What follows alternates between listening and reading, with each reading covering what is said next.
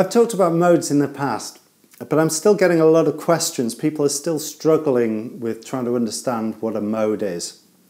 And so this week I thought I'd take a different approach, a different tack on the same subject. So instead of trying to cover all of the modes in one video, what I thought I'd do is cover one mode in particular, in this case the Dorian mode, and give you a whole series of ways of thinking about the Dorian mode. So these are approaches that I use when I'm playing over the Dorian mode. So before I get into the detail of that, it's probably worth understanding what a mode is, or what I think a mode is, and what's important to me about a mode anyway. And for me, a mode is a harmonic construct. It's not really about the scale. And the reason why I say that, or a good example of what I mean by that, is to think about the difference between the C major scale and the A minor scale. Now, hopefully you know that the notes in the C major scale and the A minor scale are identical. They're just all the white notes on the piano if you're playing, certainly if you're playing the A natural minor scale. So that's C, D, E, F, G, A, B, C. So why is it that when people play over the C major scale, it has that major sound to it, and when they're playing over the minor scale, it has that minor sound to it? What's the difference between the two? Well, the difference is the note that you're treating as a root note, the tonic note, how you're building the harmonies up over that tonic note, the notes that you're emphasizing in the melody that you're playing as well are based around that tonal center as well.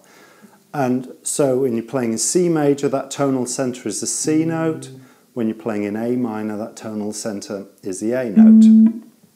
And so that's what I mean when I say it's about the harmony and it's about the emphasis that you give the notes. It's not necessarily just about the scale itself. Those are just 2 notes from the C major scale. There are another 5 notes in the major scale. And you can do exactly the same thing with every one of those notes. You can treat each one of those as a root note or a tonic note. You can build a harmony from that, and you can emphasize that in the melody that you play as well. And when you do that, you're creating a different mode of the major scale. Now, in case of the Dorian mode is the mode that is created from the 2nd degree of the major scale. So the 2nd degree of the C major scale is D. So if we make D the root note or the tonic note, and we play all the notes of the major scale, the C major scale, using D as the tonic note, the root note, then we get a D Dorian sound. So that gives us our first approach to playing the Dorian mode. So the first approach to playing the Dorian mode is just that. You could say to yourself, okay, I need to play over D Dorian, so how do I do that? Well, I know all of the notes of the C major scale are exactly the same as the D Dorian scale. So what I'll do is I'll just play my C major scales, licks and patterns over a D Dorian backing track, and that'll give me a D Dorian sound. Unfortunately, it doesn't work like that. And if you've ever tried to do that, you'll realise that what it sounds like is someone who's playing C major over a D minor backing track or a D Dorian backing track. There's no Dorian character to what you're playing at all, and this is one of the reasons why people get frustrated with just taking this first approach. And this is one of the reasons why most people really frown on this as an approach to playing of the Dorian mode. Let's shelve that for a moment and try a different approach. So the second approach to playing over the Dorian mode is to start by looking at the intervals of the D Dorian mode.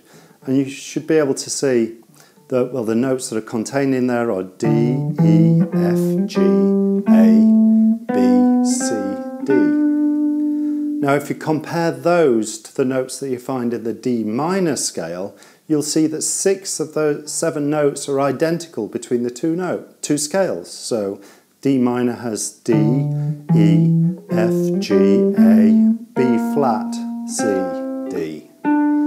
So the only note that's different is in the Dorian mode we play a B natural or a raised 6th degree, and in the minor scale we play a B flat or a minor 6th in the minor scale. And so that gives us our second approach to playing over the Dorian mode. And basically what you're doing is this, you're saying to yourself, okay, I know how to play over the minor scale, I know how to make a minor improvisation sound minor. So if I take those minor licks, but every time I would have played a minor sixth, I'll play a raised sixth, a major sixth, then I'm going to get a Dorian sound. And this is one of the most common ways of playing over the Dorian mode. So you start with the minor scale and you modify it by raising the sixth degree of the minor scale, and that gives you a Dorian scale. And if you already have the minor licks and the minor ideas, then you will get a Dorian sound out of the music that you're playing. So that's the second approach.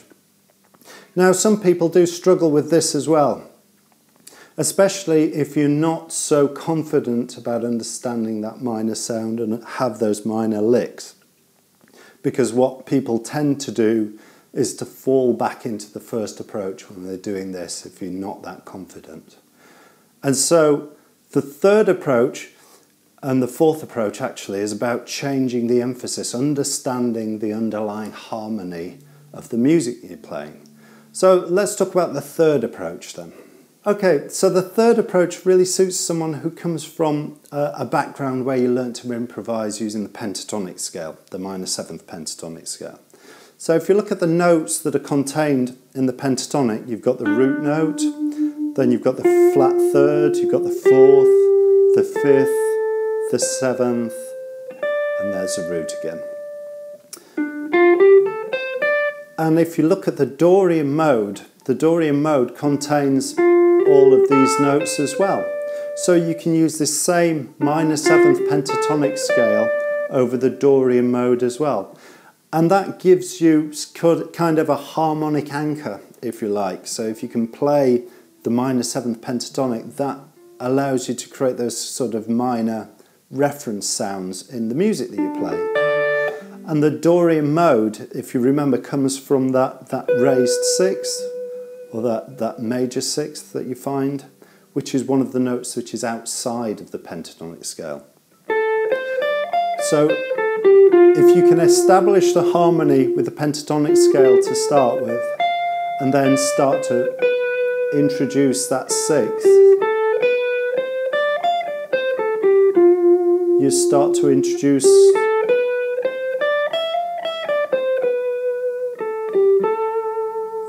that Dorian mode sound. But you keep the harmonic centre well anchored by using the pentatonic scale.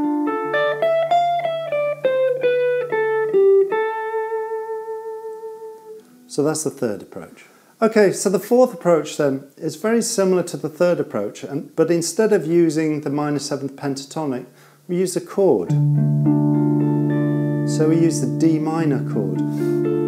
And the nice thing about this is most people know where their minor chords are on the neck. They can instantly visualize playing in any one of these positions going up and down the neck. So if you can visualize where the minor chord is, and if you can visualize that in the context of the Dorian mode scale notes, you get an idea of the notes that you should emphasize because you've got a good understanding of where key root notes are from the chord that you can visualize. Hopefully you can see that. And again, that gives you a tonal center, it gives you a focus on some key notes that you can emphasize in order to bring out the kind of the root tonal center while still using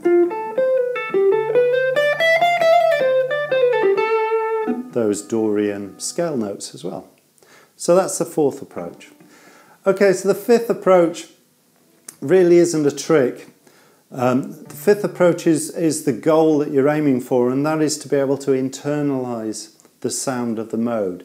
So being able to hum the notes of the Dorian mode, or being able to internally hear them, be able to internally hear where that raised sixth is.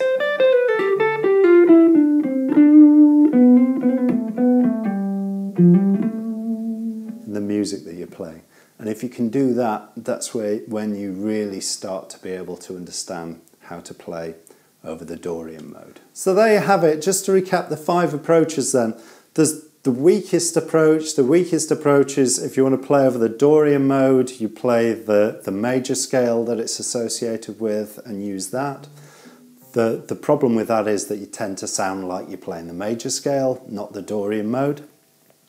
Second approach is much more recommended, and that is if you already know how to play the minor scale, then you can think of the Dorian mode as an altered version of the minor scale with that raised 6 instead of that minor 6th in there. Third approach is to use a pentatonic shape as a sort of a roof shape that you can use to build your harmonies around, and then you can introduce those modal notes inside of that pentatonic shape.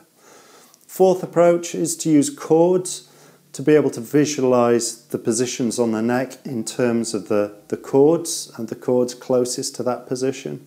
If you can visualize those chords, you can see where the notes to emphasize are, and then you can add that modal color on top of it.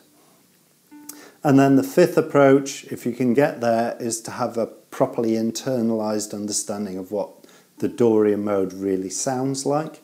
And that's really where you want to get to, because if you can get there, you can start thinking directly in terms of Dorian modal melody lines or harmonic lines as well.